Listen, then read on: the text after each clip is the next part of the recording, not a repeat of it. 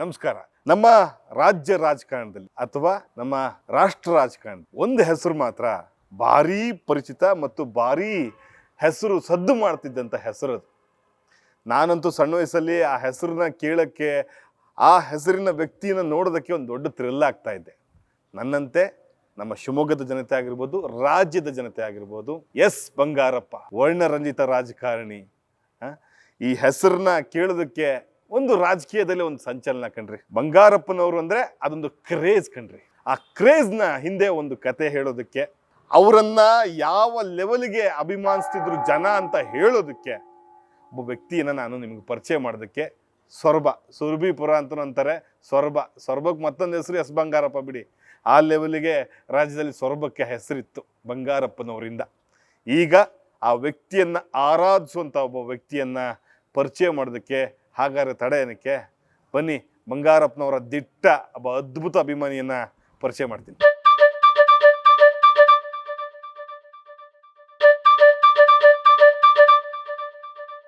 May be ಇಲ್ಲೇ ಅಂತ ಹೇಳಿದ್ರು, ಕರ್ನಾಟಕ ಬ್ಯಾಂಕ್ ಪಕ್ಕ ಅಂತ ಹೇಳಿ.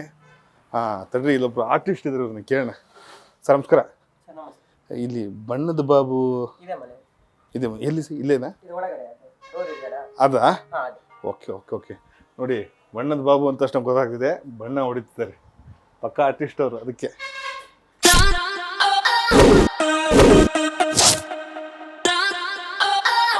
ಓಹೋ ಸರ್, ನಮಸ್ಕಾರ ನಮಸ್ಕಾರ ನಮಸ್ಕಾರ ನಮಸ್ಕಾರ. ಅದ್ಭುತ. ಬನ್ನಿ ಬನ್ನಿ. ಬಂಗಾರಪ್ಪನವ್ರನ್ನೇ ನೋಡ್ದಂಗೆ ಆಯ್ತು.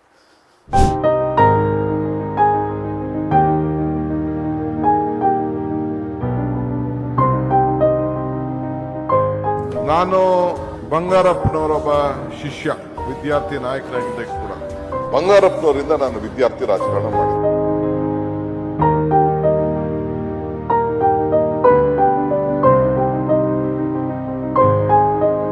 ಆತ್ಮೀಯ ಕನ್ನಡಿಗರ, ನಿಮ್ಗಾಗ್ಲೇ ಗೊತ್ತಾಗಿರ್ಬೇಕೀಗ ನಾನು ಯಾರನ್ನ ಹುಡುಕಿಕೊಂಡು ಬಂದಿದ್ದೇನೆ ಅಂತ ಹೇಳಿ. ಇಡೀ ಸೊರಬ ಬಣ್ಣದ ಬಾಬು ಯಾರು, ಎಲ್ಲಿ, ಅವ್ರ ಮನೆ ಎಲ್ಲಿ ಅಂತ ಹೇಳಿದ್ರೆ ಟಕ್ಕಂತ ಹುಡ್ಕೊಂಡ್ಬಂದು ಮನೆಗೆ ಬಿಟ್ಟು ಹೋಗ್ತಾರೆ. ಆ ರೀತಿ ಜನಸಂಪರ್ಕವನ್ನ ಬಂಗಾರಪ್ಪನವರ ಅಭಿಮಾನಿ ಅನ್ನೋದಕ್ಕೆ ತಕ್ಕನಾಗಿರುವಂತವ್ರು ಬಣ್ಣದ ಬಾಬು. ಅವ್ರು ನಮ್ಮ ಜೊತೆಗೆ ಕೂತಿದ್ದಾರೆ. ಇವ್ರು ಏನೇನು ಮಲ್ಟಿ ಟಾಸ್ಕ್ ಮಾಡ್ತಾರೆ ಅಂತ ಒಂದು ಚಿಕ್ಕದಾಗಿ ಹೇಳ್ಬಿಡ್ತೀನಿ. ಅದ್ಭುತ ಪೇಂಟ್ ಆರ್ಟಿಸ್ಟ್, ಅದ್ಭುತವಾಗಿ ಬೋರ್ಡ್ನ ಬರೀತಾರೆ. ಅವತ್ತಿನ ಕಾಲದಲ್ಲಿ, ಇವತ್ತೆಲ್ಲ ಬ್ಯಾನರು ಫ್ಲೆಕ್ಸಿ ಇಲ್ದ ಟೈಮಲ್ಲಿ ಪರ್ದೆ ಬಟ್ಟೆ ಮೇಲೆ ಆರ್ಟ್ನ ಬರೀತಿದ್ರಲ್ಲ, ಅದನ್ನೆಲ್ಲ ಅದ್ಭುತವಾಗಿ ಮಾಡ್ತಾರೆ. ಮತ್ತು ನಾಟಿ ವ್ಯವಸ್ಥೆನ ಕೊಡ್ತಾರೆ, ಅದ್ಭುತವಾಗಿ ಮಾತನಾಡ್ತಾರೆ. ಮತ್ತು ಪತ್ರಕರ್ತ, ಎಲ್ಲವನ್ನು ಅಂದ್ರೆ ಒಬ್ಬ ಮನುಷ್ಯ ಏನ್ ಬೇಕಾದ್ರೂ ಮಾಡ್ಬೋದು ಅನ್ನೋದಕ್ಕೆ ಬೆಸ್ಟ್ ಉದಾಹರಣೆ. Babanna, thank you. ಫಸ್ಟ್ ಹೇಳಿ, ನಿಮ್ಮನ್ನ ಯಾಕೆ ಬಣ್ಣದ ಬಾಬು ಅಂತ ಕರೀತಾರೆ? ಬಂಗಾರಪ್ಪನವರು ಮುಖ್ಯಮಂತ್ರಿ ಆದಾಗ ಈ ಫ್ಲೆಕ್ಸ್ ಎಲ್ಲ ಇರಲಿಲ್ಲ. ಅವಾಗ ಕಟೌಟು ಬೆಂಗಳೂರಿಂದ ನಮ್ಮ ಗುರುಗಳು ಅಂತ ಹೇಳಕ್ಕೆ ಹೆಮ್ಮೆ ಅನ್ಸುತ್ತೆ, ಆನಂದ್ ಆರ್ಟ್ಸ್ ಅಂತ, ಅವ್ರು ದೊಡ್ಡ ದೊಡ್ಡ ಕಟೌಟ್ ಮಾಡ್ತಿದ್ರು. ಅವ್ರು ಫಿಲಮ್ ಇಂಡಸ್ಟ್ರಿ ಯೂಸ್ ಮಾಡ್ತಾರೆ, ಮತ್ತು ಎಲ್ಲ ರಾಜಕಾರಣಗಳದ್ದು ಕಟೌಟನ್ನು ಆನಂದ್ ಆರ್ಟ್ಸು ಮಾಡೋದು. ಅವ್ರನ್ನ ಪರಿಚಯ ಮಾಡಿಸ್ತಾರೆ ಬಂಗಾರಪ್ಪ ಸಾಹೇಬ್ ಸೊರಬಕ್ಕೆ, ಆನಂದ್ ಆರ್ಟ್ಸ್. ಅವಾಗಂದರೆ ಸುಮಾರು 60 ಅಡಿ 70 ಅಡಿ ಕಟೌಟು ಸೊರಬದಲ್ಲಿ ಮಾಡಿಸ್ತಿದ್ರು. ಆ ಕಟೌಟ್ ನೋಡೋಕ್ಕೆ ಒಂದು ಖುಷಿ ನಮಗೆ. ನಾವೆಲ್ಲ ಸಿನಿಮಾದಲ್ಲಿ ಕಟೌಟ್ನ ನೋಡಿದ್ವಿ, ಬಟ್ ರಾಜಕಾರಣದ ಕಟೌಟು ಇತ್ತೀಚಿನ ದಿನಗಳು ತೀರಾ ಕಡಿಮೆ. ಆದ್ರೆ ಬಟ್ ಬಂಗಾರಪ್ಪನವ್ರ ಕ್ರೇಜ್ ಇದ್ದಾಗ ಅವೆಲ್ಲ ಇತ್ತಲ್ವಾ? ಅವಾಗ ಈ ಲೈಟ್ ಕಂಬ ಕಟ್ಟಬಾರ್ದು, ಅಲ್ಲಿ ಕಟ್ಟಬಾರ್ದು ಅಂತೆಲ್ಲ ಇರಲಿಲ್ಲ. ಅವ್ರು ಕಟ್ಟೋದೇ ಒಂದು ಖುಷಿ. ಅವಾಗ ನಮ್ಮ ಸರ್ಕಲ್ಲಿ ಒಂದು ಕಟ್ಟಿ ಅಂತ ಖುಷಿ ಪಟ್ಟು ಕಟ್ಸ್ಕೊಂತಿದ್ರು. ಆ ದೊಡ್ಡ ದೊಡ್ಡ ಕಟೌಟು, ಅಲ್ಲಿಂದ ಕಟೌಟ್ ಬರ್ತಿತ್ತು. ಇಲ್ಲಿ ಬ್ಯಾನರ್ಸ್ ಏನಿದೆ, ಸಾಹೇಬರು ಬೆಂಗಳೂರು ಬಿಟ್ಟು ಬರ್ತಾ ಇದ್ದಾರೆ ಅಂದ ತಕ್ಷಣವೇ ಅಲ್ಲಿ ಫೋನ್ ಮಾಡೋರು. ಫೋನ್ ಮಾಡಿದಾಗ ಇಲ್ಲಿ ನಾವು 4 ಮೀಟರ್ ಸೈಜಿಗೆ ಒಂದು ಬ್ಯಾನರ್ ಮಾಡಿ, ಸನ್ಮಾನ್ಯ ಎಸ್ ಬಂಗಾರಪ್ಪನವರಿಗೆ, ಬಡವರು ಬಂಧು ಆಶ್ರಯತೆಯವರಿಗೆ ಸುಸ್ವಾಗತ ಅಂತ ಬ್ಯಾನರ್ಸ್ ಬಂತು. ಬಟ್ ಕಲಾವಿದರಿಗೆ ಅನ್ನದಾತರು ಬಂಗಾರಪ್ಪನವರು. ಬೆಂಗಳೂರಿಂದ ಹೊರಟ್ರಂದರೆ ಅಂದರೆ ನಮ್ಮ ಶಿವಮೊಗ್ಗ ಡಿಸ್ಟಿಕ್ ಎಂಟ್ರಾಗಿ ಸೊರಬ ಬರ್ತಿದ್ದಂಗೂ ಲೋಕಸಭಾ ಸದಸ್ಯರಾಗಿದ್ದರು. ರಾಜ್ಯದ ಮುಖ್ಯಮಂತ್ರಿ ಆದಾಗಂತೂ ಅವ್ರು ಎಲ್ಲ ದಾರಿ ಉದ್ದಕ್ಕೂ ಎಲ್ಲರಿಗೂ ಸುಸ್ವಾಗತ ಕೊಡ್ತೀವಿ, ಎಲ್ಲ ಊರಲ್ಲೂ. ಬಟ್ ಒಬ್ಬ ಕಲಾವಿದರು ಬಂಗಾರಪ್ಪನವ್ರು ಬಂದರೆ ಅಂದರೆ ಅವರು ಖುಷಿ ಪಡ್ತಿದ್ರು, ಯಾಕಂದರೆ ನಮ್ಮ ಅನ್ನದಾತರು ಬಂಗಾರಪ್ಪನವ್ರು ಅಂತ. ಬಟ್ ಕಲಾವಿದ್ರನ್ನ ಅಷ್ಟೇ ಪ್ರೀತಿಸ್ತಿದ್ರು. ಸೊ ನನಗೆ ಬಣ್ಣದ ಬಾಬು ಅಂತ ಯಾಕೆ ಹೆಸರು, ನನ್ನ ಹೆಸರು ನಾಗರಾಜ್ ಜೈನ್ ಅಂತ. ನಾಗರಾಜ್ ಜೈನ್ ಅಂತ. ಸರಿ, ಎಲ್ಲ ವೇದಿಕೆ ಎಲ್ಲ ನಿರ್ಮಾಣ ಮಾಡಿದ್ದೆ. ಬ್ಯಾನರ್ಸ್ ಎಲ್ಲ ಆನಂದ್ ಆರ್ಟ್ಸ್ ಅವ್ರದ್ದು ಕಟೌಟ್ ಬೆಂಗಳೂರಿಂದ ಬಂದಿತ್ತು. ಸೊ ಬ್ಯಾನರು ಬಾಬುನೇ ಬರೆದಿರು. ಎಲ್ಲಿ ನೋಡಿದ್ರು ಬಂಗಾರಪ್ಪನವರಿಗೆ ದೊಡ್ಡ ದೊಡ್ಡ ಲೆಟರ್ಸ್ ಅಂದರೆ ತುಂಬ ಇಷ್ಟ. ಸುಮ್ಮನೆ ಎಲ್ಲ ಬೋರ್ಡ್ ತುಂಬ ಬ್ಯಾನರ್, ಹಿಂಗೆ ನೋಡಿದ ತಕ್ಷಣ ಕಾಣಬೇಕು, ಓದೋದಲ್ಲ, ಹಿಂಗೆ ನೋಡಿದ ತಕ್ಷಣ ಬಂಗಾರಪ್ಪ ಅಂತ ಕಾಣಬೇಕು, ಆ ರೀತಿ. ಆವಾಗ ದೊಡ್ಡ ದೊಡ್ಡ ಬ್ಯಾನರ್ ಬರ್ದಿರೋದೆ. ಅದನ್ನು ನೋಡಿ ಇದೆಲ್ಲ ಯಾರು ಬರ್ದಿದ್ದು ಅಂತ ಕೇಳಿದ್ರು. ಆಗಿನ ಕಾಲದಲ್ಲಿ ಹಳೆ ಸರದ್ದು ಶಿವಾನಂದಪ್ಪ ಅಂತ ಇದ್ರು ಲೀಡ್ರು. ಸರ್ ನಮ್ಮ ಬಾಬು ಬರ್ದಿದ್ದು.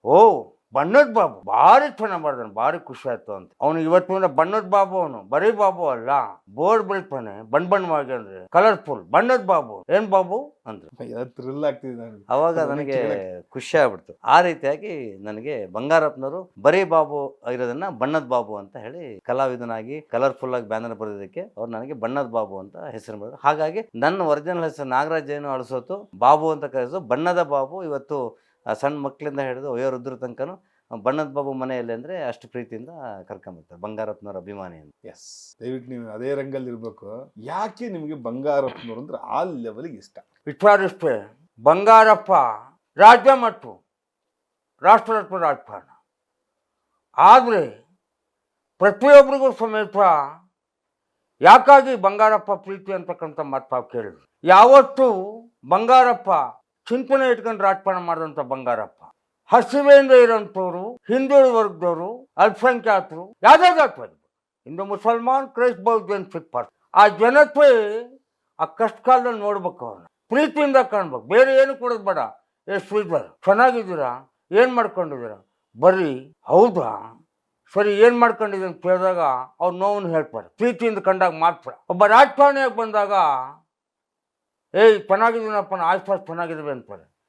ಪಕ್ಕಕ್ಕೆ ಆತ್ಮೀಯತ್ವ ಕೂರಿಸಿ ಕೇಳಿದಾಗ ಏನು ಇಷ್ಟು ದೂರ ಬಂದಿಲ್ಲ, ಏನು ಸಮಾಚಾರ, ಯಾಕಾಗಿ ಬಂದ್ವಿ ಅಂತ ಕೇಳಿದಾಗ ಅವ್ರ ಅಂತರಾಳದ ನೋವು ಹೇಳ್ತಾರೆ.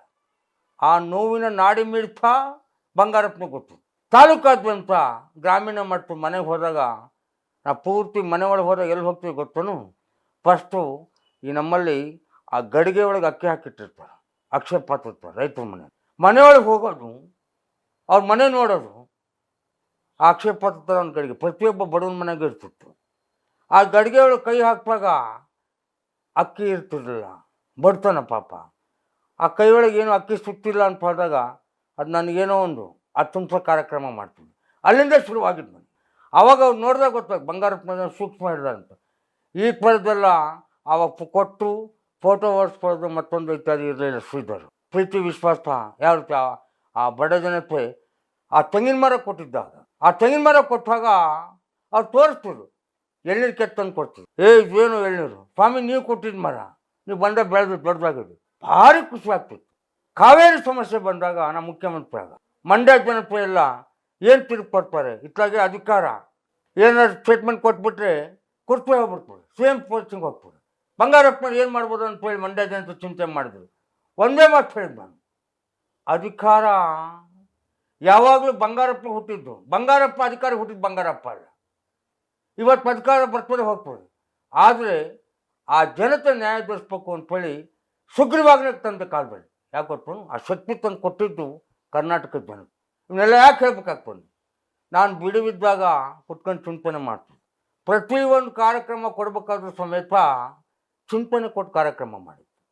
ಆಶ್ರಯ ಯಾರಿಗೆ ಸೂರಿಲ್ಲೋ ಅವ್ರಿಗೆ ಮನೆ ಬೇಕು. ಯಾಕೆ ಗೊತ್ತು, ಒಬ್ಬರು ಮನೆಯಲ್ಲಿ ಅಣ್ಣ ತಮ್ಮ ಮುಖದ ಜನ ಇರ್ತಾರೆ, 3-4 ಜನ ಅಂತಂದು ಫ್ಯಾಮಿಲಿ ಇರ್ತಾರೆ, ತಂದೆ ಇರ್ತಾರೆ, ಒಂದೇ ಮನೆ. ಆ ಮನೇಲಿ ವಾಸ ಮಾಡಲಿಕ್ಕೆ ಆಗೋದಿಲ್ಲ. ಸರಿ, ಏನು ಮಾಡಬೇಕು, ತಂದೆ ತಾಯಿ ಮೂಲ ಮನೆಯಲ್ಲೇ ಇರಬೇಕು, ಮಕ್ಕಳು ಬೇರೆ ಬೇರೆ ಮನೆಗೆ ಹೋಗ್ಬೇಕು. ಹಬ್ಬ ಹರಿದಿನಗಳಲ್ಲಿ ಒಟ್ಟಿಗೆ ಸೇರಿ ಒಂದು ಕಾರ್ಯಕ್ರಮ ಮಾಡೋದಾಗಲಿ ಮತ್ತೊಂದು ಖುಷಿಯಿಂದ ಇರಬೇಕು. ಆ ಚಿಂತನೆ ಇಟ್ಕೊಂಡು ಆಶ್ರಯ ಮನೆ ಕೊಟ್ಟೆ. ಅಕ್ಷಯ ಪ್ರತಿಯೊಬ್ಬರು ಮಕ್ಕಳು ಸಮೇತ ವಿದ್ಯಾವಂತ, ಅವ ಭಾರಿ ಬಡತನ. ಆಗ ಯೋಚನೆ ಮಾಡಿ ಮಕ್ಕಳಿಗೆ ಶಾಲೆ ಕಳಿಸೋದಿಲ್ಲ, ದುಡಿಯೋಕೆ ಕಳಿಸ್ಬಿಡ್ತಾರೆ. ಏನು ಮಾಡಬೇಕು, ಸರಿ 1 ರೂಪಾಯಿ ಕೊಡಬೇಕು ಅಂತ ಮಾಡಿ, ಒಂದು ಹಾಲಿಗೆ 1 ರೂಪಾಯಿ. ಶಾಲೆಗೆ ಒಬ್ಬ ಹುಡುಗ ವಿದ್ಯಾರ್ಥಿ ಅಥವಾ ವಿದ್ಯಾರ್ಥಿನಿ ಶಾಲೆ ಒಳಗೆ ಹೋಗಿ ಹಾಜರಿ ಹಾಕಿಬಿಟ್ರೆ 1 ರೂಪಾಯಿ ಹಣ್ಣನ್ನು ಬಿಡ್ತಾರೆ ಅಕೌಂಟಿಗೆ. ಆಗ 1 ರೂಪಾಯಿ ದುಬಾರಿ ಶ್ರೀಧರ್, ಅವಾಗ ಕಡಿಮೆ ದುಡ್ಡಲ್ಲ ಅದು ಆ ಕಾಲದಲ್ಲಿ, ಈಗೇನು ಸಿಗೋದಿಲ್ಲ. ಅವಾಗ 1 ರೂಪಾಯಿ ಕೊಟ್ಟರೆ ಹಾಲು ಸಿಕ್ತಿತ್ತು, ಚಾಪುಡಿ ಸಕ್ಕರೆ ಸಿಕ್ತಿತ್ತು. ಬಡತನದಾಗಿದ್ದವ್ರಿಗೆ ಕೂಲಿ ಕರ್ಮಕ್ಕೆ ಅದೇ ದೊಡ್ಡ. ದಿವಸ 1 ರೂಪಾಯಿ, ಒಂದು ದಿವಸನ ತಪ್ಪಿಸ್ತಾ ಹೋಗ್ಬಿಟ್ರೆ ತಿಂಗಳಿಗೆ 30 ರೂಪಾಯಿ ಬಂತು. ಮಕ್ಕಳಿಗೆ ಪ್ರತಿನಿತ್ಯ ಅಪ್ಪ ಅಮ್ಮ ತನ್ನ ಸ್ಕೂಲಿಗೆ ಬಿಟ್ಟು ಹೋಗ್ತಿದ್ರು, 1 ರೂಪಾಯಿ ಹೋಗ್ತಿದ್ರು. ಅದು ಅಕ್ಷಯ. ಆರಾಧನಾ ಅಂತ ಹೇಳಿದರೆ ಈ ದೊಡ್ಡ ದೊಡ್ಡ ದೇವಸ್ಥಾನಗಳಿಗೆ ಮಂದಿರಗಳಿವೆ, ಅಲ್ಲಿ ಬೇಕಾದಷ್ಟು ವ್ಯವಸ್ಥೆ ಆಗ್ತದೆ.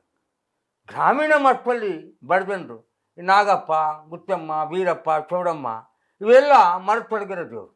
ನಾನು ಗಮನಿಸಿ ಯಾಕೆ ನಮ್ಮ ಜನರಿಗೆ ಒಂದು ಆರಾಧನಾ ಅಂತ ಒಂದು ಸ್ಕೀಮ್ ಮಾಡಿ ಒಂದು ಗುಡಿ ಕಟ್ಕೊಂಡ್ಬಿಟ್ರೆ ಆ ದೇವಸ್ಥಾನಕ್ಕೆ ಒಂದು ಗುಡಿ ಹಾಕ್ಬೋದು. ಸಾಯಂಕಾಲ ಎಲ್ಲ ಆ ಗುಡಿ ಜಗಲಿ ಕಟ್ಟೆ ಮೇಲೆ ಕುತ್ಕೊಂಡು ಹಿರಿಯರೆಲ್ಲ ಮಾತಾಡ್ತಾ ಕೂತ್ಕೊಂತಾರೆ, ಭಜನೆ ಮತ್ತೊಂದು ಮಾಡ್ತಾ. ಅವರೊಂದು ಅವಾಗಿನ ಕಾಲದ ಟಿ ವಿ ಗಿವಿ ಎಲ್ಲ ಇರಲಿಲ್ಲ, ಭಾರಿ ಕಷ್ಟ ಕಾಲ, ಯಾರೋ ಒಬ್ರಿಬ್ರು ಮನೆಯಾಗಿತ್ತು. ಆದರೆ ಗ್ರಾಮೀಣ ಮಟ್ಟದಲ್ಲಿ ಬಿಸಿಕಲ್ ಪದ, ಶೋಭಾನೆ ಪದ, ಗೀಗಿ ಪದ, ಗ್ರಾಮೀಣ ಮಟ್ಟದ ಪದಗಳು, ಬಯಲಾಟದ ಪದ ಎಲ್ಲ ಆ ದೇವಸ್ಥಾನ ಕಟ್ಟೆ ಮೇಲೆ ಕುತ್ಕೊಂಡು ಎಲ್ಲ ಪ್ರಾಕ್ಟೀಸ್ ಮಾಡ್ತಿದ್ವಿ. ಅವತ್ತೊಂದು ದಿವಸ ಆಗ ಹೋಗೋ ವಿಚಾರ ಎಲ್ಲ ಮಾಡ್ಕೊಡ್ತೀವಿ. ಅದನ್ನೆಲ್ಲ ಪೇಂಟ್ ಮಾಡಿಕೊಂಡು ಆರಾಧನಾ ಅಂತ ಸ್ಕೀಮ್ ಮಾಡಿಕೊಟ್ಟಿದ್ರು. ಹುಡುಗಾಟಿಕೆ ವಿಚಾರ ಅಲ್ಲ, ಆ ಚಿಂತನೆ ಇಟ್ಕೊಂಡು ಮಾಡಿದ ಬಂಗಾರಪ್ಪ. ದೊಡ್ಡ ದೊಡ್ಡ ದೇವಸ್ಥಾನ ಮಾಡ್ತಕ್ಕಂಥದ್ದಲ್ಲ. ಆ ಪೂಜೆ ಮಾಡ್ತಾ ಇರಬೇಕು, ಅವರಿಗೆ ಆ ಭಕ್ತಿ ಮನೋಭಾವನೆ ಬರಬೇಕು ಅಂತಕ್ಕಂಥದ್ದು ಗ್ರಾಮೀಣ ಮಟ್ಟದಲ್ಲಿ. ವಿಶ್ವ ಕಾರ್ಯಕ್ರಮ ಶ್ರೀಧರ್ ಭಾರಿ ಅದ್ಭುತವಾದ ಕಾರ್ಯಕ್ರಮ.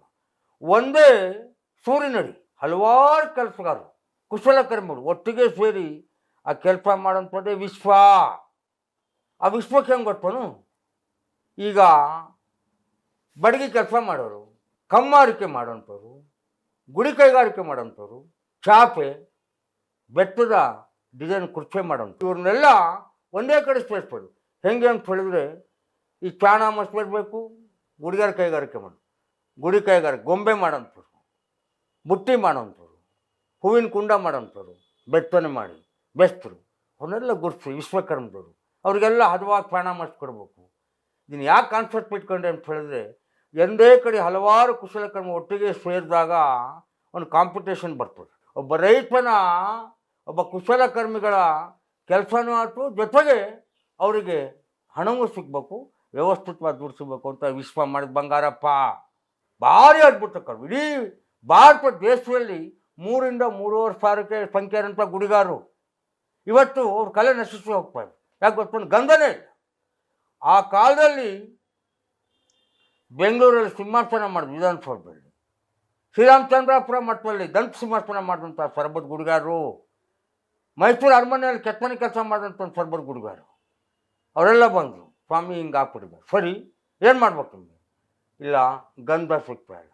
ತಮಿಳ್ನಾಡಿನಲ್ಲಿ ಗಂಧ ಬೇಕಾದಷ್ಟು, ತಮಿಳ್ನಾಡು ಗಂಧ ಕೋಟೆಲೆಲ್ಲ ಕೊಳಿತಾ ಇತ್ತು. ಅವಾಗ ಹಿಡ್ಕೊಂಬಂದು ಇಟ್ಟು ಗೆದ್ದು ಹಾಳಾಗ್ತಿತ್ತು.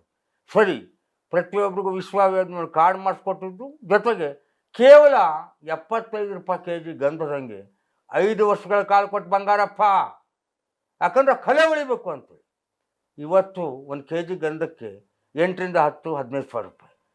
ಅದರಲ್ಲಿ ಕೆತ್ತನೆ ಮಾಡೋಕ್ಕೆ ಬರೋಲ್ಲ, ಏನಿದ್ರು ಆ ಗಂಧದ ಎಣ್ಣೆ ತೆಗಿಲಿಕ್ಕೆ ಅದು ಉಪಯೋಗ ಆಗಲ್ಲ.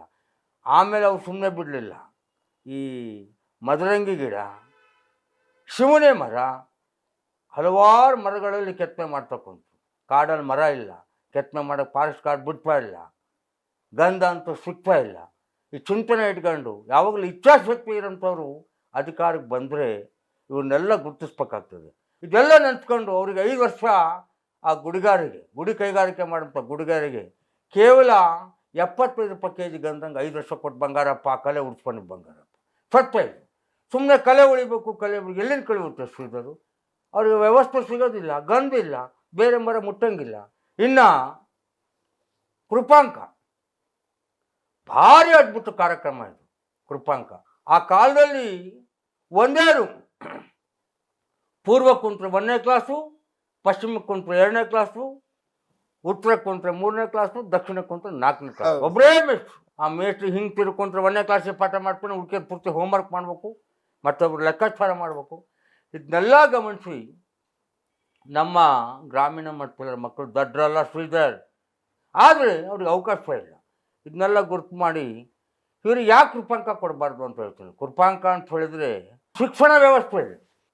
ಪಾಪ ಆ ಕಾಲದಲ್ಲಿ ಬಡತನ, ಇದನ್ನೆಲ್ಲ ಗುರುತು ಮಾಡಿಕೊಂಡು ಮಕ್ಕಳು 3-4 ಕಿಲೋಮೀಟ್ರ್ ದಾಟಿ ಸಂಕ, ಮಳೆಗಾಲದಲ್ಲಿ ಸಂಕ ಅಂದ್ರೆ ಗೊತ್ತಾನು, ಈ ಸಾರ್ವೆ, ನೀವು ಸೇತುವೆ ಅಂತಾರೆ ಸಿಟಿಯಲ್ಲಿ, ಸೇತುವೆ ನಮ್ಮಲ್ಲಿ ಸಂಕ ಅಂತಾರೆ. ಒಂದು ದೊಡ್ಡ ಮರ ಕಡೆ ಕೆಳಗೆ ಬಿಡೋದು, ಅಟ್ಲ ಅದೇ ಮರ ಕೋಲ್ ಹಿಡ್ಕೊಂಡು ಆ ಜನ ಹಿಡ್ಕೊಂಬರ್ಬೇಕು. ಆ ವ್ಯವಸ್ಥೆಯಲ್ಲಿ ಬರ್ತಾರಲ್ಲ ಮಕ್ಕಳು. ಆ ಮಕ್ಕಳಿಗೂ ಪಟ್ಟಣದಲ್ಲಿ ಟ್ಯೂಷನ್ ಕ್ಲಾಸ್ ಮಾಡಿ, ಒಂದೊಂದೇ ರೂಮಿಗೆ ಒಂದೊಂದೇ ಮೇಷ್ಟ್ರು, ಪಠ್ಯಪುಸ್ತಕಗಳ ವ್ಯವಸ್ಥೆ ಚೆನ್ನಾಗಿರ್ತದೆ. ಗ್ರಾಮೀಣ ಮಟ್ಟದಲ್ಲಿ ಏನೂ ಇರಲ್ಲ.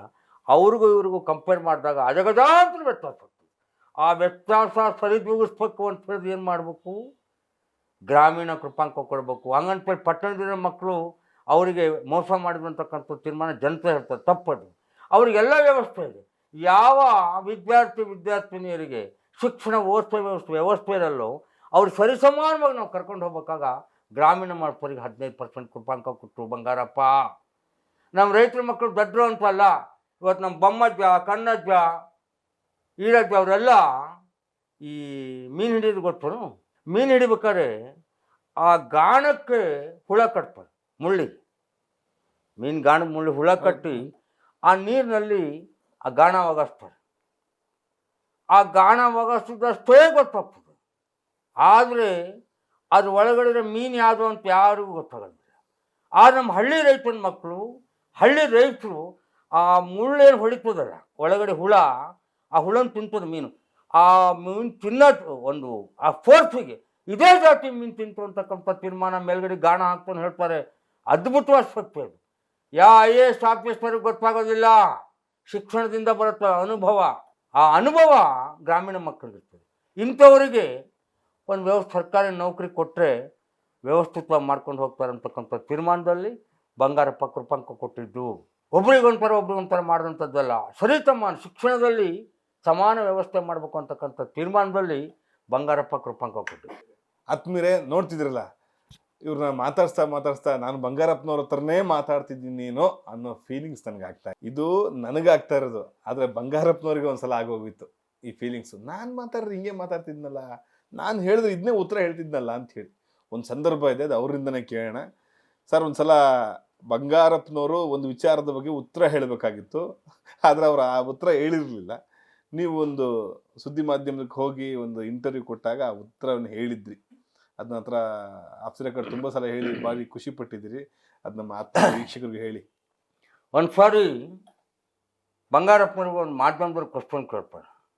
ಏನಂತ ಹೇಳಿದ್ರೆ, ಬಂಗಾರಪ್ಪನವರೇ, ನೀವು BJP ಪಕ್ಷ ಹೇಳ್ರಿ, BJP ಬಿಟ್ಟು ಸಮಾಜವಾದಿ ಪಕ್ಷಕ್ಕೆ ಹೋದ್ರಿ. ನೀವು ಸ್ವರ್ಗಕ್ಕೆ ಬಂದಾಗ ಮುಖ್ಯಮಂತ್ರಿ ಚಂದ್ರವರು ಬಂಗಾರಪ್ಪನ ಸೈಕಲ್ ಸ್ಟ್ಯಾಂಡ್ ಇಲ್ಲ, ಬೆಲ್ ಇಲ್ಲ, ಇದು ನಿಲ್ಲಲ್ಲ ಅಂತ ಹೇಳಿದರು. ರಂಗನಾಥ್ ಭಾರತ್ ಅಂತ ಕಾಣುತ್ತೆ, ಮೋಸ್ಟ್ಲಿ TV9 ರಂಗನಾಥ್ ಭಾರದ್ವಾಜ್. ಅವಾಗ ನೇರವಾಗಿ ಒಂದು ಕ್ವಶನ್ ಕೇಳಿದ್ರು, ಬಂಗಾರಪ್ಪನವ್ರೆ, ನಿಮ್ಮ ಸೈಕಲ್ ಸ್ಟ್ಯಾಂಡ್ ಇಲ್ಲ, ಬೆಲ್ ಇಲ್ಲ ಅಂತಾರೆ, ಅದಕ್ಕೆ ಉತ್ತರ ನಿಮ್ಮದು. ನಾನು ಹೇಳಿದೆ, ಬಂಗಾರಪ್ಪನ ಸೈಕಲ್ ಯಾವತ್ತು ಸ್ಟ್ಯಾಂಡ್ ಹಾಕೊಂಡಿಲ್ಲ ಸೈಕಲ್ ಅಲ್ಲ, ರಾಜ್ಯ ಮತ್ತು ರಾಷ್ಟ್ರಕ್ಕೆ ಹೋಗೋಂಥ ಸೈಕಲ್, ಓವರ್ ಸ್ಪೀಡ್ ಸೈಕಲ್ಲು. ಕೆಸರಿನಾಗಿರೋ ಕಮಲ ಕೆಸರಿನಾಗಿದ್ರೆ ಅದ್ಭುತ ಚಂದ. ಅಕಸ್ಮಾತ್ ಹಠ ಮಾಡಲ್ಲರ ತಾರೋಡಿ ಬಂದ್ಬಿಟ್ರೆ ಈ ರಾಜ್ಯ ಮತ್ತು ರಾಷ್ಟ್ರಕ್ಕೆ ಹೋಗೋಂಥ ಓವರ್ ಸ್ಪೀಡ್ ಸೈಕಲ್ ಗಾಲಿಗೆಲ್ಲರ ಕಮಲ್ ಸಿಕ್ಬಿಟ್ರೆ ಕಮಲ್ ಪಚ್ಚಟ್ಟೆ ಆಗ್ಬಿಡ್ತದೆ. ಅದೇ ಕಮಲ ವಿಶ್ವಾಸದಾಗ ಬಂದು ಸೈಕಲ್ ಮೇಲೆ ಬಂದು ಕುಂತ್ರೆ ಸೈಕಲ್ ಸಿಂಗಾರ ಆಯ್ತು, ಕಮಲ್ ಇಟ್ಟಿದ್ದು ಶಾರ್ಟ್ ಆಯ್ತು. ಸ್ವತಃ TV9 ಇಂಟ್ರು ಬಂಗಾರಪ್ಪನ ನೋಡ್ತಾ ಇದ್ದೆ. ಆಗ ಕರೆಸಿ ನನಗೆ ಮನೆಯೊಳಗೆ ಕರೆಸಿ ಅದು ಮತ್ತೊಂದು ಸರಿ ರಿಪೀಟ್ ಮಾಡಿಸಿದ್ರು ಮನೆಯೊಳಗೆ. ಆಮೇಲೆ ಮಧು ಬಂಗಾರಪ್ಪನವ್ರಿಗೂ ಇದ್ದರು. ಮಧು ಬಂಗಾರಪ್ಪನವ್ರಿಗೂ ಹೇಳಿ, ಬಣ್ಣದ ಬಾಬು ಇಲ್ಲ ನಾನು ನೋಡ್ತಾ ಇದ್ದೆ ಇಷ್ಟೊತ್ತಿಗೂ ಅಂತ ಸಾಹೇಬರಿಗೆ ಮಧು ಬಂಗಾರಪ್ಪನವ್ರು ಹೇಳಿದ್ರು. ಬಣ್ಣದ ಬಾಬುಗೆ ಸ್ಪೆಕ್ಟು, ಅದು ಏನು ಡ್ರೆಸ್ ಎಲ್ಲ ಕೊಡಿಸು ಅಂತ ಹೇಳಿ ಆಗಿನ ಕಾಲದಲ್ಲೇ ನನಗೆ ಮಧು ಸಾರು ಕರ್ಕೊಂಡೋಗಿ ನನಗೆ ದುಡ್ಡು ಕೊಟ್ಟು ಬಟ್ಟೆ ಎಲ್ಲ ಕೊಡಿಸಿ ಅವ್ರು ಯೂಸ್ ಮಾಡ್ತಿದ್ದೆ ಅದೇ ಥರದ ಇದೇ ಥರದ ಬಟ್ಟೆನೇ ಮಧು ಸರ್ ಹತ್ರ ಬಟ್ಟೆ ಇದು ಮಾಡು ಅಂತೇಳಿ ಕೊಡಿಸಿ ನನಗೆ ಅವತ್ತೊಂದು ದಿವಸ ನೀವು ಲಾಡ್ಜಲ್ಲಿ ನನಗೆ ಬೇರೆ ಉಳಿಸಿ ಮತ್ತು ಬೆಳಗ್ಗೆ ಅವ್ರ ಮನೆಯಲ್ಲ ಟಿಫನ್ ಮಾಡಿಸಿ ನನಗೆ ಊರಿಗೆ ಕಳಿಸ್ಕೊಟ್ಟಿದ್ರು. ಆ ಉತ್ತರಕ್ಕೆ ಏನು ಹೇಳಿದ್ರು ಸರ್ ನೀವು ಕೊಟ್ಟ ಉತ್ತರಕ್ಕೆ? ಅವ್ರು ಇನ್ನೂ ಆ ಉತ್ತರ ಹೇಳಿರ್ಲಿಲ್ಲ. ಅದನ್ನ ಮತ್ತೊಂದು ಸರಿ ಹೇಳು ಅಂತ ಹೇಳಿದ್ರು. ಏ ಬಾಬು, ಈಗ ಹೇಳಿದ್ರಲ್ಲ ಇದನ್ನ ಮತ್ತೊಂದು ಸರಿ ಹೇಳು ಅಂದ್ರು. ಏ ಕೇಳಮ್ಮ ಅಂದರು. ಅವರು ಸುಜಾತಕ್ಕ ಮಾಮ ಅಂದರು. ಮಾಮ ಅಂತಾರೆ ತಂದೆಯವ್ರಿಗೆ, ಮಾಮ ಪ್ರೀತಿಯಿಂದ ಮಾಮ ಅಂತಾರೆ. ಆ ಸೈಕಲ್ ಹೋಗ್ಬೇಕಾದ್ರೆ ಈ ಕಮಲ್ ಎಲ್ಲ ರಸ್ತೆಗೆ ಅಡ್ಡ ಬಂದುಬಿಟ್ರೆ, ಸೈಕಲ್ ಗಾಳಿ ಸಿಕ್ಬಿಟ್ರೆ ಕಮಲ್ ಪಚ್ಚಟ್ಟೆ ಆಗ್ಬಿಡ್ತು. ನನ್ನ ವಿಚಾರ ನಿಮಗೆ ಬೇಡ, ಬಂಗಾರಪ್ಪನ ವಿಚಾರ ಬೇಡ ಅಂತಕ್ಕಂಥ ತೀರ್ಮಾನ ಅರ್ಥ ಬರಂಗೆ ಹೇಳಿದ್ದು. ಅದೇ ಕಮಲ ಒಂದು ವೇಳೆ ಸೈಕಲ್ ಮೇಲೆ ಬಂದು ಕುಂತ್ರೆ ಸೈಕಲ್ ಸಿಂಗಾರ ಆಯ್ತು, ಕಮಲ ಹುಟ್ಟಿದ್ದಕ್ಕೆ ಸಾರ್ಥಕ ಆಯ್ತು. ನನ್ನ ಜೊತೆ ಪ್ರೀತಿ ವಿಶ್ವಾಸವಾಗಿದ್ದರೆ ಅನ್ನೋ ಅರ್ಥ. ಅವ್ರದ್ದು ಆತ್ಮನೇ ಬಂದು ಮಾತಾಡ್ತಿದ್ದೆ ನನ್ನ ಫೀಲಿಂಗ್ಸ್ ಆಗಿರೋ. ಅಂದರೆ ಅಷ್ಟು ಲೆವೆಲ್ಗೆ ಅವ್ರನ್ನ ನಾನು ಅವ್ರ ಬಗ್ಗೆ, ಯೋಜನೆ ಬಗ್ಗೆ, ಇವತ್ತಿನ ವಿದ್ಯಮಾನಗಳ ಬಗ್ಗೆ ಕೇಳಿದ್ರೆ ಅವ್ರು ಹೆಂಗೆ ಉತ್ತರ ಕೊಡ್ತಾರೋ ತಲೆ ಮೇಲೆ ಹೊಡೆದಂಗೆ ಉತ್ತರ ಕೊಡ್ತಾ ಇದ್ದೀವಿ. ಈ ಲೆವೆಲ್ಗೆ ಅವ್ರು ನಿಮಗೆ ಬರಬೇಕು ಅಂದರೆ ಅವ್ರ ಧ್ವನಿ ಆಗಲಿ, ಅವ್ರ ಚಾರ್ಮ್ ಆಗಲಿ, ಅವರ ಯೋಚನೆಗಳಾಗಲಿ, ತಾಟಾಗಲಿ, ಅವ್ರನ್ನ ಅಷ್ಟು ಆರಾಧಿಸ್ಬೇಕು. ಸುಮ್ಮನೆ ಹಂಗೆಲ್ಲ ಬರೋದಿಲ್ಲ. ಯಾಕೆ ನಿಮಗೆ ಬಂಗಾರಪ್ಪ ಇಷ್ಟ ಆಗಿದ್ದು? ಏನಾರ ಒಂದು ಇನ್ಸಿಡೆಂಟ್ ಇದೆಯೇನ ಆ ಥರದ್ದು? ಇಲ್ಲ, ಬಂಗಾರಪ್ಪನವರು ಅಂತ ಹೇಳಿದ್ರೆ ಅವರು ಶಕ್ತಿ, ಅದು ವ್ಯಕ್ತಿ ಅಲ್ಲ. ಬಂಗಾರಪ್ಪ ಒಂದು ಶಕ್ತಿ. ಆ ಶಕ್ತಿ ಹೆಂಗಾದ್ರು ಅಂತ ಹೇಳಿದ್ರೆ ಅವರು ಫಸ್ಟ್ ನೋಡಿ ಅವ್ರ ಕಾರ್ಯಕ್ರಮಗಳನ್ನು ವಿಸ್ತಾರವಾಗಿ ನಿಮ್ಗೆ ಹೇಳ್ತಾ ಬಂದೆ. ಹೌದು. ಪ್ರತಿಯೊಬ್ಬರಿಗೂ ಸಮೇತ ಅನುಕೂಲ, ಜಾತಿ ಆಧಾರದ ಮೇಲೆ ಕೊಟ್ಟಿದ್ದಲ್ಲ, ಎಲ್ಲರಿಗೂ ಸಮೇತ ಮುಟ್ಟಬೇಕು. ಪ್ರತಿಯೊಬ್ಬ ಕಟ್ಟ ದರಿದ್ರನಿಗೂ ಸಮೇತ, ಕೊನೆ ಇರೋನಿಗೂ ಸಮೇತ ಅವರು ಸ್ಕೀಮ್ ಮುಟ್ಟಬೇಕು ಅಂತಕ್ಕಂಥ ತೀರ್ಮಾನ ಒಂದು. ಆಮೇಲೆ ಅವರಿಗೆ ಈ ಈ ಬೇಟೆ ಆಡಿ ತಂದಂಥದ್ದು, ಅಂದರೆ ಬೇಟೆ ಆಡಿ ತಂದಂತಂದರೆ ಅವರಿಗೆ ಏಡಿ ಅಂದರೆ ತುಂಬ ಇಷ್ಟ. ಆಮೇಲೆ ಈ ಮೀನುಗಳು ಇಷ್ಟ ಸಾಹೇಬ್ರಿಗೆ. ಅವನ್ನೆಲ್ಲ ಹೆಂಗೆ ಅಂದರೆ ಅವ್ರು ಒಂದಿಷ್ಟು ಜನ ಅವ್ರ ಥರನ ಕಂಡುಬಿಟ್ರೆ ಭಾರಿ ಖುಷಿ. ಅವ್ನು ಎಷ್ಟೇ ಸಭೆಯೊಳಗೆ ಸಮೇತ ಪ್ರೀತಿಯಿಂದ ಮಾತಾಡ್ತಿದ್ರು. ಅದೇ ಅವರೊಂದು ದೊಡ್ಡ ಶಕ್ತಿ ಏನಪ್ಪ ಅಂದರೆ, ಒಂದು 5 ವರ್ಷದ ಹಿಂದೆ ಮಾತಾಡಿಸಿದ ವ್ಯಕ್ತಿನೂ ಕೂಡ ಹೆಸರಿದ್ದು ಮಾತಾಡ್ಸ ಖಂಡಿತ ಸಿಕ್ತಾರೆ. ಆ ಶಕ್ತಿ ಇತ್ತು. ಆಮೇಲೆ ಯಾವತ್ತೂ ಬಂಗಾರಪ್ಪನವ್ರ ಎದುರಿಗೆ ಹಿಂಗೆ ಕಂಡ್ರೆ ಅವರು ಸಾಮಾನ್ಯ ವ್ಯಕ್ತಿಯಾದ ಸಮೇತ ಅವನು ಅಷ್ಟೇ ಪ್ರೀತಿಯಿಂದ ಕಾಣ್ತಿದ್ರು. ಆಮೇಲೆ ಅವರು ಮನೆಗಳಿಗೆಲ್ಲ ದೊಡ್ಡ ದೊಡ್ಡ ಬೆಂಗಳೂರೊಳಗೆ ಮನೆ ಕಟ್ಟಿದಾಗ ಆ ಮನೆಗಳಿಗೆ ನಮ್ಮ ಸೊರಬ ತಾಲೂಕಿನವ್ರಿಗೆಲ್ಲ ಬಸ್ ಬಿಟ್ಟಿದ್ರು ಹೋಗ್ಲಿಕ್ಕೆ.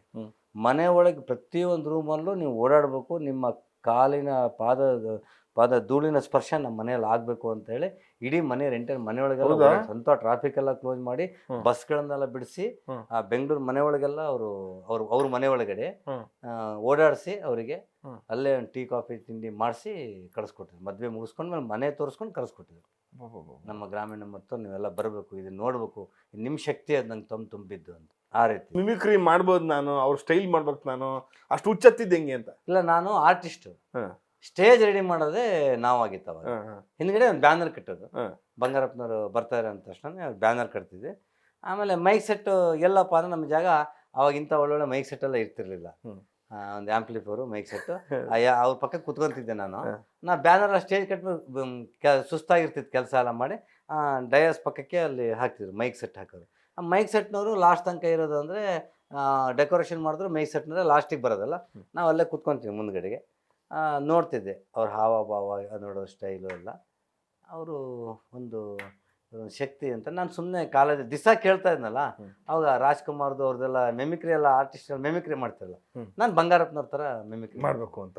ಎಟ್ ಪ್ರೆಸೆಂಟ್ ಸಾಹೇಬ್ರು ಏನು ಆನ್ಸರ್ ಮಾಡ್ತಾರಲ್ಲ ಅದನ್ನು ಪ್ರಾಕ್ಟೀಸ್ ಮಾಡ್ಬೇಕು ನೀನು. ಅವ್ರು ಕೇಳೋಂಥ ಕ್ವಶನ್ಗೆ ನೀನು ಅದನ್ನು ಸ್ಟಡಿ ಮಾಡಬೇಕು ಅಂತ. ಆವಾಗ ಸಾಹೇಬ್ರು ಗುಣಗಳನ್ನೆಲ್ಲ ಯಾವ ರೀತಿ ಪ್ರೀತಿಯಿಂದ ಕಾಣ್ತಾರೆ ಅದನ್ನು ನಾನು ಅಬ್ಸರ್ವ್ ಮಾಡ್ತಾ ಅವ್ರ ಶೈಲಿಯಲ್ಲಿ ಮಾತಾಡ್ತಾ ಬಂದೆ. ಇನ್ನೂ ಕಲಿಯೋದು ಭಾರಿ ಇದೆ, ಆದರೆ ಸಾಹೇಬ್ರ ಸೈಟಿ ಬೇರೆ ಯಾರೂ ಇಲ್ಲ. ನಿಮ್ಗೆ ಸಿಕ್ಕಿ ಏನಂತ ಮಾತಾಡ್ಸಿದ್ರು ಸರ್? ಸಿಕ್ಕಾಗಲ್ಲ ಇತ್ತೀಚೆಗೆ ನಿಮ್ಗೆ ತುಂಬ ನೆನಪು ಇಲ್ಲ. ನನಗೆ ಅವರು ಹೇಳಿದಾಗ ಸುಮಾರು ಜನ ಹೇಳ್ದೆ, ಇಲ್ಲ ಸರ್ ನಿಮ್ಮ ಥರನೇ ಮಾತಾಡ್ತಾನೆ ಹಿಂಗೆ ಅಂತೇಳಿ. ಅವಾಗ ಟಿ ವಿ ನೈನ್ ಪ್ರೋಗ್ರಾಮಿಗೆ ಹೋಗಿದ್ದೆ ನಾನು. ಹೋದಾಗ ಅವರು ಒಬ್ಬ ಮುಖ್ಯಮಂತ್ರಿ ಆದವರು ನನ್ನಂಥ ಒಬ್ಬನಿಗೆ ಟಿ ವಿಯಲ್ಲಿ ಬರೋದನ್ನು ಪ್ರೋಮೋ ನೋಡಿ ಅವ್ರನ್ನ ಕರೆಸಿ ನನಗೇನು ಕೇಳಿದ್ರು, ಊಟ ಆಯ್ತು ಅಂತ ಕೇಳಿದ್ರು. 3-3:30 ಆಗಿತ್ತು. ಊಟ ಆಯ್ತು ಸರ್ ಅಂತ ಹೇಳಿದೆ. ಪಾಪ್ಯುಲರ್ ಫೆಲೋವರ್ಸ್ ಮತ್ತೊಬ್ಬರು ಸೊರಬ ತಾಲೂಕಿನ ಸುಳ್ಳು ಹೇಳೋರು ಭಾರಿ ಇದ್ದೀರು, ನೀನು ಅದೇ ಸುಳ್ಳು ಹೇಳೋಣ ಆಗ್ಬಿಟ್ಟೆ ಅಂತ. ಸರ್ ಯಾಕೆ ಸರ್? ಅಲ್ಲ 2:30 ಲೈವ್ ಬಂದೀಯ, 1 ಗಂಟೆ ಹಿಂದೆ ಮೇಕಪ್ ಮಾಡ್ತಾರೆ, 3 ಕಾಲಾಗಿದೆ, 3:30 ಬಂದಿದೆ ಮನೆಗೆ, ಯಾವಾಗ ಊಟ ಮಾಡ್ಬೋದು? ಇಲ್ಲ ಸರ್ ಟಿಫನ್ ಓಡಂಗೆ ಈಗ ಅಂತ ಹೇಳಿದ್ರು. ಕಡೆಗೆ ಕರೆಸಿ ನಮಗೆ ಸ್ವೀಟು ಇದೆಲ್ಲ ಮಾಡಿಸಿ. ಅದ್ಭುತ ವ್ಯಕ್ತಿ ಬಂಗಾರಪ್ಪನವರು. ಒಂದು ಆ ಕಲೆಯನ್ನು ಗುರುತಿಸಿ ಇವತ್ತು ಎಲ್ಲೋ ಕೆಲವು ಎಷ್ಟೋ ಜನ ಸಿಟ್ಟು ಮಾಡೋ ಅಂತಾರಿದ್ದಾರೆ, ಏನಂತ ಆ ಜನತೆ ಎಷ್ಟು ಇಷ್ಟಪಡ್ತೀವಿ ಅಂತ ಹೇಳಿದ್ರು. ಅವಾಗ ಒಂದು ಹೋರಾಟ ಮನೋಭಾವನೆ ಇತ್ತು. ಆ ಕಾಲದ ಹೋರಾಟಕ್ಕೂ ಈಗ ನಡೀತಿರೋ ಹೋರಾಟಕ್ಕೂ ಅಜಗಜಾಂತರ ವ್ಯತ್ಯಾಸ. ಆಗ ಆ ಭೂಮಿ ಹಕ್ಕು, ಆ ಹಕ್ಕು ಬೇಕಾಗಿತ್ತು, ಆ ಹಕ್ಕಿಗೋಸ್ಕರ ಕಷ್ಟಪಡ್ತಿದ್ರು.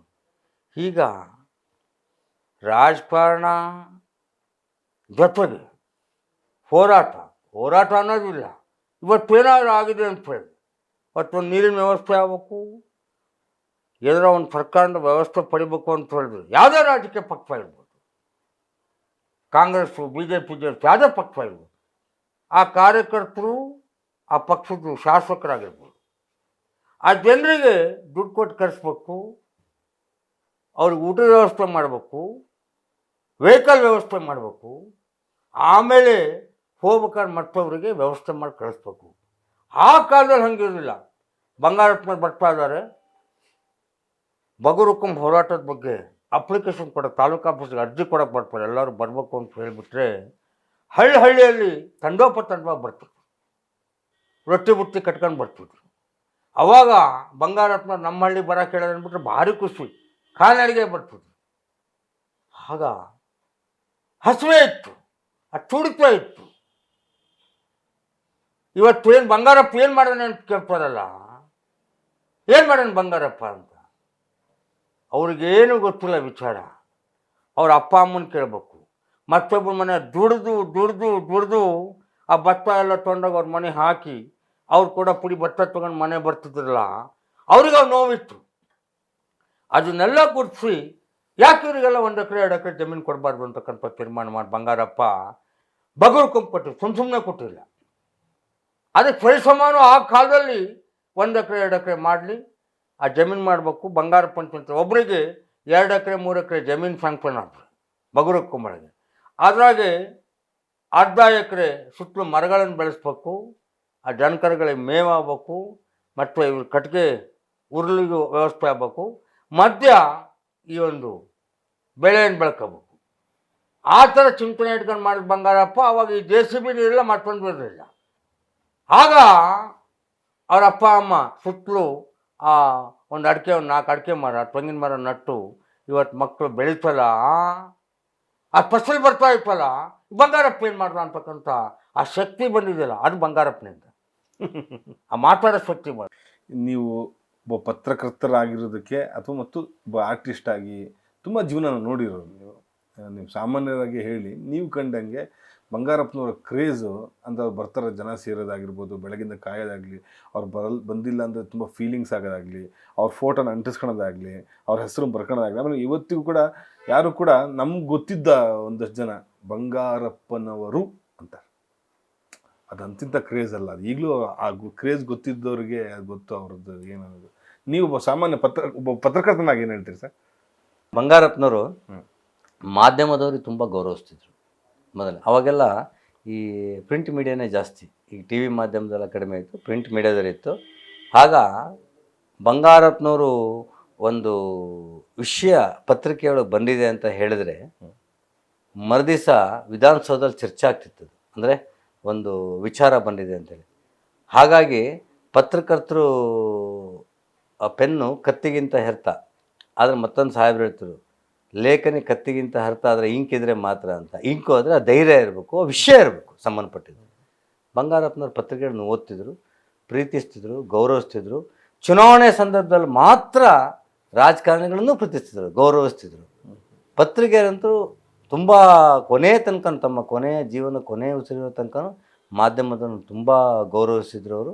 ಅದನ್ನು ಅವ್ರ ಬಗ್ಗೆ ಅವರು ಹೇಳಿದ ವಿಷಯನ ಸರ್ ಹಿಂಗೆ ಆಗ್ತಾಯಿದೆ ಅನ್ನೋದನ್ನು ಅವ್ರು ಯಾವತ್ತೂ, ಈಗ ಒಂದು ತಪ್ಪಾಗಿ ಒಂದು ವಿಷಯ ಬಂಗಾರಪ್ಪನವ್ರ ಬಗ್ಗೆ ಒಂದು ಬರ್ದಿದ್ದಾನೆ ಅಂತ ಹೇಳಿದ್ರೆ ಅವ್ರನ್ನ ಯಾವತ್ತೂ ದ್ವೇಷ ಮಾಡ್ತಿಲ್ಲ. ಸರಿಯಪ್ಪ ಇನ್ನೇನು ಮಾಡಬೇಕು ಅಂತ ಕೇಳ್ತಿದ್ರು. ಆ ಪತ್ರಿಕೆ ಒಳಗೆ ನೀವು ಒಬ್ಬರು ಸಮೇತ ರಾಜಕಾರಣಿಗಳು ತಿದ್ದುವುದರಲ್ಲಿ ನೀವು ಮೊದಲೇ ಮೇಷ್ಟ್ರು ನೀವು ಅಂತ ಹೇಳ್ತಿದ್ರು ಪತ್ರಿಕೆಯವರಿಗೆ, ಪತ್ರಕರ್ತರಿಗೆ. ಅಷ್ಟೇ ಗೌರವಿಸ್ತಿದ್ರು, ವಿಷಯವನ್ನು ತಿಳ್ಕೊಂತಿದ್ರು. ಮುಂಬರುವ ದಿನಗಳು ಆ ತಪ್ಪಾಗ್ದಂಗೆ ಸರಿ ಮಾಡ್ಕೊಂಡು ಹೋಗ್ತೀನಿ ಅನ್ನೋಂಥ ಅರ್ಥ ಇದೆ. ಇವಾಗ ದೃಶ್ಯ ಮಾದೊಳಗೆ ಎಂತೆಂಥ ದೃಶ್ಯಗಳನ್ನು ತೋರಿಸಿದ್ರು ಸಮೇತ ಅದು ನಾನೇ ಅಲ್ಲ, ಅದು ನನ್ನ ಡೂಪು, ನಂದು ಡುಪ್ಲಿಕೇಟ್, ಅದು ಯಾರೋ ರಿಮೇಕ್ ಮಾಡಿದರೆ, ಕಟ್ ಆ್ಯಂಡ್ ಪೇಸ್ಟ್ ಮಾಡಿದರೆ, ಇವೆಲ್ಲ ಆಗ್ತದೆ. ಬಟ್ ಅವಾಗ ಪ್ರಿಂಟ್ ಮೀಡಿಯಾಕ್ಕೆ ತುಂಬ ಒಂದು ಆದ್ಯತೆ ಐತೆ. ಮಂಗಳೂರಿಂದ ಮುಂಗಾರು ಅಂತ ಪೇಪರ್, ಆ ಪೇಪರ್ಗಳಿಗೆಲ್ಲ ಪ್ರತಿಯೊಂದಕ್ಕೂ ಸಾಹೇಬರು ಆ ಪತ್ರಕರ್ತನ ವಿಶೇಷವಾದಂಥ ಅವರ ಗೌರವ ಇತ್ತು ಮತ್ತು ವಿಶೇಷವಾಗಿ ಅವ್ರನ್ನ ಕಾಣ್ತಿದ್ರು. ಅವರು ಪ್ರಚಾರದ ವೈಖರಿ ಸರ್, ನಿತ್ತಲ್ಲಿ ಹೋದನ್ನು ಸುಮ್ಮನೆ ಹೋಗ್ತಿದ್ದನ್ನು ಬಂದು ಚಪ್ಪಾಳೆ ಹೊಡಿಬಿಡ್ಬೇಕು, ಆ ಥರದ ಭಾಷಣ ಇದ್ದಿದ್ದು ವೈಖರಿ ಅವ್ರದ್ದು. ನೀವು ಕಂಡಂಗೆ ಅವ್ರ ಪ್ರಚಾರ ಹೆಂಗೆ ಯಾವ ಥರದ್ದು ಅಷ್ಟೇ. ಬಂಗಾರಪ್ಪನವ್ರು ಒಂದು ಸರಿ ವೆಹಿಕಲ್ನಲ್ಲಿ ಬರ್ತಾ ಇರ್ತಾರೆ. ಆಗ ಅದೆಲ್ಲಿ ಅಂತ ಹೇಳಿದ್ರೆ ಆ ಬೂದ್ಗುಪ್ಪ ಅಂತ ಹೇಳಿ, ಬಾಗಲಕೋಟೆ ಬೂದ್ಗುಪ್ಪ ಕ್ರಾಸ್ ಹೋಗ್ತಾರೆ. ಬಾಗಲಕೋಟೆಯಿಂದ ಬರ್ತಾ ಇರ್ಬೇಕಾದ್ರೆ ಅಲ್ಲಿ ಗಂಗವ್ವ ಅಂತ ಹೇಳಿ ಈ ಮಿರ್ಚಿ ಮಂಡಕ್ಕಿ ಎಲ್ಲ ಮಾಡ್ತಿದ್ರು. ಒಂದು ಪುಟ್ಟು ಮಗುನ ಈ ಜೋಳಿಗೆ ಕಟ್ಟಿ ಒಂದು ತಾಯಿ ಮಗು ಆಡಿಸ್ತಿರ್ತಾರೆ. ಬಂಗಾರಪ್ಪನವ್ರ ಕಣ್ಣು ಆ ಕಡೆ ನಾನು ನೋಡಿದೆ ಒಂದು ಸರಿ. ನೋಡಿದಾಗ ಬೇರೆ ಕಡೆ ಎಲ್ಲ ಜನ ಇದ್ದರು, ಆ ಕ್ಯಾಂಟೀನಲ್ಲಿ ಜನ ಇರಲಿಲ್ಲ. ಗಂಗಯ್ಯ ಗಾಡಿ ನಿಲ್ಲಿಸ್ಕೊಂಡ್ಬಿಟ್ಟು ಗಾಡಿ ನಿಲ್ಲಿಸಿ ಅಲ್ಲಿ ಹೋದಾಗ ಏನಾಯ್ತು ಮಟ್ಕೊಂಡಿ ಅವ್ರಿಗೆ ಗಾಬರಿ ಆಗ್ಬಿಟ್ಟು ಏನಾಯ್ತು ತಿಂಡಿ ಸ್ವಾಮಿ ಮಂಡಕ್ಕಿ ಐತಿ ಮಿರ್ಚಿ ಐತಿ ಅಂತ. ಸರಿ ಅಲ್ಲಿ ಮಿರ್ಚಿ ಮಂಡಕ್ಕಿ ತಿಂದು ಆ ವ್ಯಾಪಾರ ಮಾಡ್ಬಂದು ಮರದಿಸ್ತಿಂದ ಬಂಗಾರಪ್ಪ ಗಂಗವ್ವನ ಹೋಟ್ಲಿಗೆ ಹೋಗಿದ್ರು. ಭಾರಿ ಚೆನ್ನಾಗಿತ್ತು ಮಂಡಕ್ಕಿ ತಿಂದು ಸುಮಾರು ಜನ. ಅಲ್ಲಿರೋರಿಗೆಲ್ಲ ಮಂಡಕ್ಕಿ ಕೊಡಿಸಿ ಆ ಕಾಲದ ತಿಂದು ಬಂಗಾರಪ್ಪ ಬರ್ತಾ ಇರೋಂತ ನಾನು ಕೂಡ ಅಷ್ಟೇ ಆ ಮಾರ್ಗವಾಗಿ ಬಂದರೆ ಅಲ್ಲಿ ಹೋಗಿ ಆ ಮಂಡಕ್ಕಿ ಚಾ ಮಂಡಕ್ಕಿ ತಿಂದು ಅಮ್ಮನ ಮಾತಾಡ್ಸ್ಕೊಂಡ್ಬರ್ತೀವಿ. ಹೌದಾ? ಈಗೂ ಇದೆ ಬುದ್ಗುಪ್ಪ ಕ್ರಾಸು ಮಿರ್ಚಿ ಶಂಕರ್ ಮಿರ್ಚಿ ಕೇಂದ್ರ ಅಂತ ಮಾಡಿದ್ರೆ. ಆದರೆ ಇವತ್ತು ಸಮೇತ ನಾನು ಫೋಟೋ ಹಾಕಿದ್ದೀನಿ. ಮತ್ತೊಂದು ಸಲ ಏನಪ್ಪ ಫೋಟೋ ಸ್ವಾಮಿ ನೀವು ಬಂದಮೇಲೆ ನಮ್ಗೆ ಹೋಟ್ಲ್ ಕಲರೇ ಚೇಂಜ್ ಆಗ್ಬಿಡ್ತು. ಜನ ನಮ್ಮ ಮಂಡಕ್ಕಿ ದಿನ ವಾರಕ್ಕೊಂದು ಅರ್ಧ ಪಲ್ಲ ಖಾಲಿ ಆಗೋದು, ದಿನಕ್ಕೆ ಒಂದೊಂದು ಪಲ್ಲ ಮಂಡಕ್ಕಿ ಖಾಲಿ ಆಗ್ತದೆ. ಪಲ್ಲ ಅಂತ ದೊಡ್ಡ ಚೀಲ ಖಾಲಿ ಆಗ್ತದೆ. ಸರ್ಪಸುತ್ತಿಗೆ ಔಷಧಿ ಮಾಡಿದ್ರು. ಅದನ್ನು ನಾನು ಈಗೂ ಉಳಿಸ್ಕೊತ ಬಂದಿದ್ದೀನಿ. ಸರ್ಪಸುತ್ತು ಮತ್ತು ತಲೆನೋವಿಗೆ ನಾನು ಆ ಔಷಧಿಯನ್ನು ಕೊಡ್ತೀನಿ. ಸರ್ಪಸುತ್ತು ಸುಮಾರು ಜನ ಇಡೀ ನಮ್ಮ ತಾಲೂಕಿನ ಸುತ್ತಮುತ್ತಲು ಎಲ್ಲರೂ ಡಾಕ್ಟರ್ಸ್ಗಳು ಇಲ್ಲಿಗೆ ಕಳಿಸ್ತಾರೆ. ಅದು ಹರ್ಪಿಸ್ ಅಂತ ಯಾರಿಗೆ ವೀಕ್ನೆಸ್ ಆಗಿರ್ತೈತಿ ಬಾಡಿಗಳಿಗೆ, ರಕ್ತದ ಕೊರತೆ ಜಾಸ್ತಿ ಆದಾಗ ಅವರಿಗೆ ಆ ಹರ್ಪಿಸ್ ಒಬ್ರಿಗೊಬ್ರಿಗೆ ಮೌಢ್ಯ ಇರ್ತದು, ಆ ಕೈಯಿಂದ ಮುಟ್ಟು ಹಚ್ಚಿದರೆ ಅಂಟ್ರೋಗ ಬರುತ್ತೆ ಹೆಂಗೆ ಅಂತ. ಆ ಥರದ್ದೇನಿಲ್ಲ. ಅದೊಂದು ಜಾತಿಯ ಒಂದು ಕಲ್ಲಿರುತ್ತೆ, ಅದನ್ನು ಪೌಡ್ರು ಈಗ ಮೆಡಿಕೇಟೆಡ್ ಸಾಗರದಲ್ಲಿ ಪ್ರಸಿದ್ಧವಾದಂಥ ಒಂದು ಬೆಣ್ಣೆ ಕೃಷ್ಣ, ಬೆಲ್ಲದ ಕೃಷ್ಣಪ್ಪ ಅಂತ ಒಂದು ಅಂಗಡಿ ಇದೆ. ಅಲ್ಲೆಲ್ಲ ಆಯುರ್ವೇದಿಕ್ ಇದು ಸಿಗುತ್ತೆ. ಬಟ್ ಅಲ್ಲಿಂದ ತಂದು ಅದನ್ನು ಇಲ್ಲಿ ನಮ್ಮ ಮನೆ ಹತ್ರನೇ ಒಂದಿದೆ, ದೇವ್ರ ಹತ್ರ ಪ್ರಾರ್ಥನೆ ಮಾಡಿ ಅದನ್ನು ಔಷಧಿನ ಹಚ್ತೀನಿ, ಕಡಿಮೆ ಆಗುತ್ತೆ. ಮತ್ತು ತಲೆನೋವಿಗೆ ಔಷಧಿನ ಕೊಡ್ತೀನಿ. ಮತ್ತು ಆರ್ಟಿಸ್ಟ್ ಆಗಿ ಬೋರ್ಡ್ ಬರೆಯೋದು, ಬೋರ್ಡು ಬ್ಯಾನರು, ಮದುವೆಗೆ ಥರ್ಮಕೋಲ್ರಿಗೆಲ್ಲ ಫ್ಲೆಕ್ಸ್ಗಳೆಲ್ಲ ಬಂದು ಕಲಾವಿದರು ಜೀವನನೇ ಅತಂತ್ರ ಆಗ್ಬಿಟ್ಟಿದೆ. ಯಾಕಂದರೆ ನಮ್ಮದು ಬಿಡಿ ನಾವು ಇಲ್ಲಿ ಗ್ರಾಮೀಣ ಮಟ್ಟದಲ್ಲಿ ಇರೋದು. ಬಟ್ ಬೆಂಗಳೂರಿನಲ್ಲಿ ನಮ್ಮ ಆನಂದ್ ಆರ್ಟ್ಸ್ ಅಂತವರು ದೊಡ್ಡ ಆರ್ಟಿಸ್ಟ್ಗಳು ಇವತ್ತು ನೂರಾರು ಜನರಿಗೆ ಕೆಲಸ ಕೊಟ್ಟು ಅವರು ಹೃದಯವಂತರವರು ಆನಂದ್ ಆರ್ಟ್ಸು. ಅವರು ಇವತ್ತು ಪಾಪ ಕಟೌಟು ಮಾಡಿ ಅದೇನೋ ಒಂದು ಖುಷಿ ಇರ್ತಿತ್ತು ಪೇಂಟಿಂಗ್ ಮಾಡಿ. ಬಟ್ ಇವಾಗ ಏನಾಗಿದೆ ಅಂದರೆ ಅವರಿಗೆ ಎಲ್ಲ ಫ್ಲೆಕ್ಸ್ಗಳು ನಾಳೆ ಥಿಯೇಟ್ರ್ ಒಳಗೆ ಫಿಲಮ್ ಓಪನ್ ಅಂದರೆ ಹಿಂದಿನ ದಿವಸ ಹೇಳೋ ಪರಿಸ್ಥಿತಿ ಬಂದಿದೆ. ಬಟ್ ಆ ಕಾಲದಲ್ಲ, 15 ದಿವಸ, 2 ತಿಂಗಳು, 1 ತಿಂಗಳು, 3 ತಿಂಗಳು ಮುಂಚೆ ಹೇಳ್ತಿದ್ರು. ಆ ಸೈಜಿಂದ ಸ್ಕೋಪ್ಸ್ಗೆ ಸಿನಿಮಾ ಸ್ಕೋಪ್ ಪ್ರೊಜೆಕ್ಟ್ ಒಳಗೆ ಕಟೌಟ್ ಬಿಟ್ಕೊಂಡು ಆಮೇಲೆ ರೆಡಿ ಮಾಡಿ ಪೇಂಟಿಂಗ್ ಎಲ್ಲ ಮಾಡ್ತಿದ್ರು.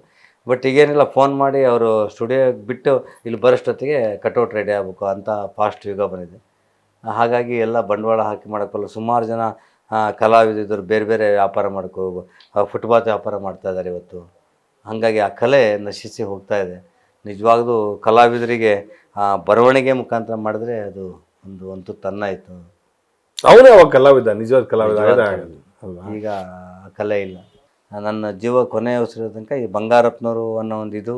ಆದರೆ ಮಧು ಬಂಗಾರಪ್ಪನವರು ತುಂಬ ಖುಷಿಪಟ್ಟಿದ್ದಾರೆ.